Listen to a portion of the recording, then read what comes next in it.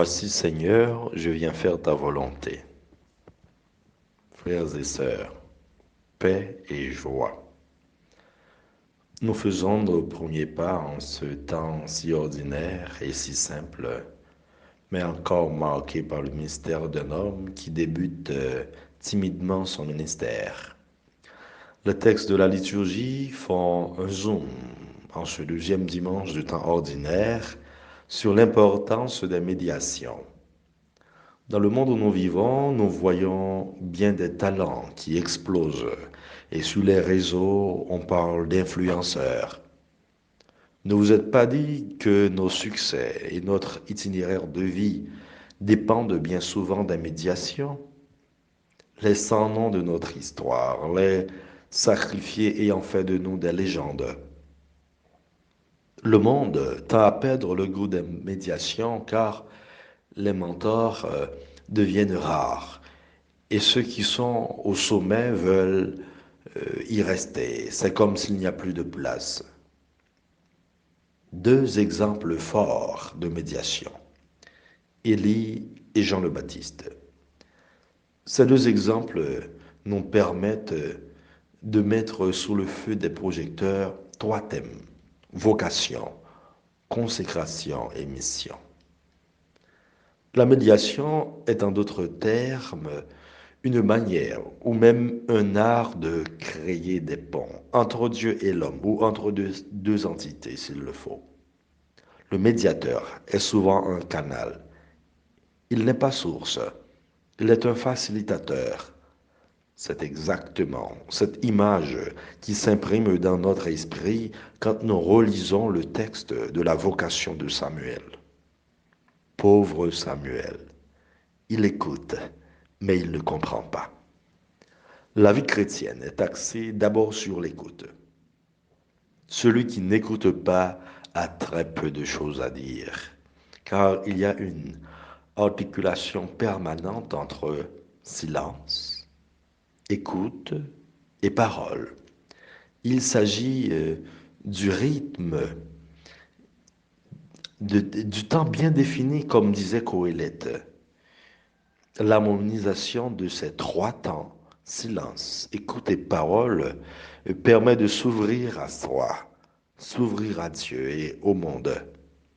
Samuel avait en lui cette disposition, mais il avait besoin d'un médiateur pour faire le pont, pour discerner donc, mieux cerner la voix qu'il entendait.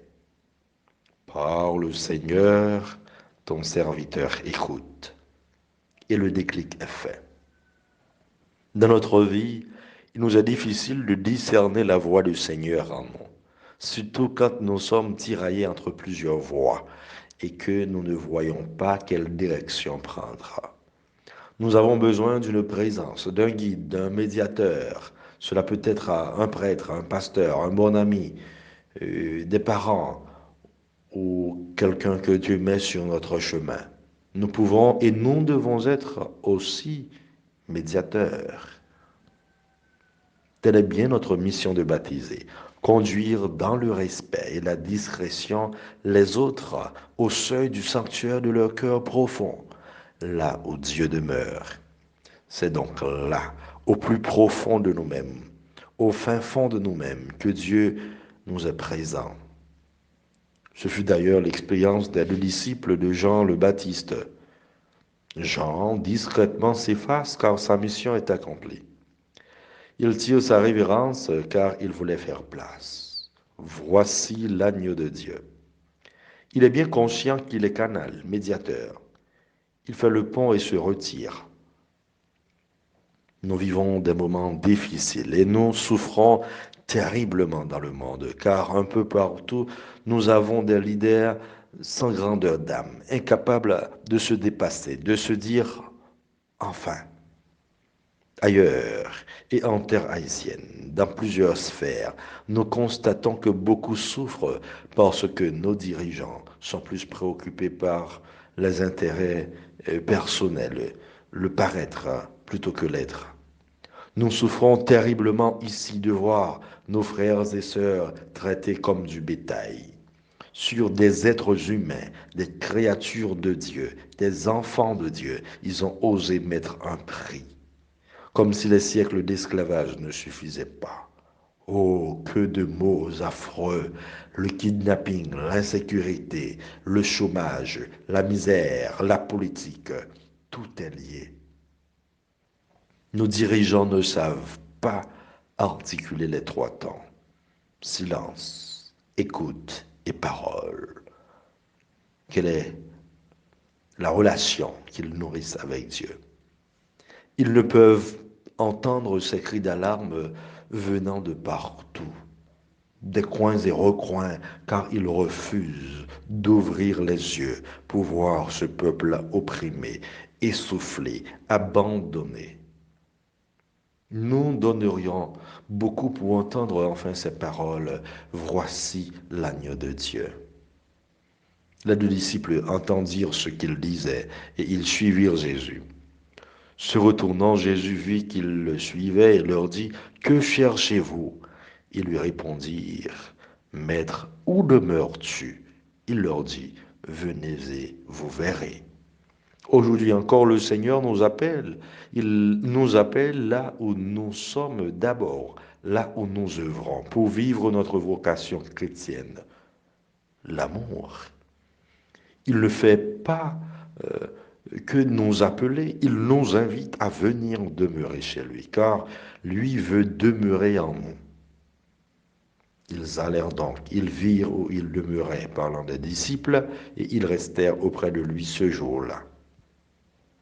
Cette rencontre avec le Christ nous transforme et nous envoie vers les autres en vue de les raconter notre histoire d'amour, notre rencontre avec le Seigneur. Nous l'avons tous rencontré. Des fois, nous ignorons juste que c'est lui. Sa rencontre avec Simon est importante.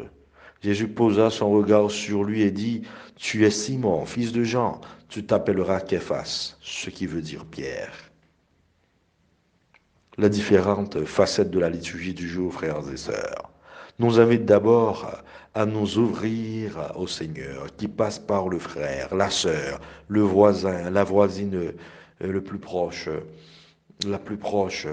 Ensuite, il veut que nous soyons conscients de l'importance des médiations, de ce que le Seigneur met sur nos chemins, et aussi pour réfléchir sur ceux pour qui nous comptons. Enfin, cette écoute attentive doit nous aider à faire la volonté de Dieu pour pouvoir, à la suite de Samuel et des disciples, dire un mot, capable de pousser un cri de confiance. Voici, je viens. Dans ton livre est écrit pour moi ce que tu veux que je fasse. Mon Dieu, voilà ce que j'aime. Ta loi me tient aux entrailles. Que le Seigneur ouvre les oreilles de nos cœurs pour que nous puissions entendre le cri des pauvres et des opprimés qui deviennent sans voix, pour qu'ils puissent se pencher avec compassion sur la situation lamentable de ces enfants. Amen.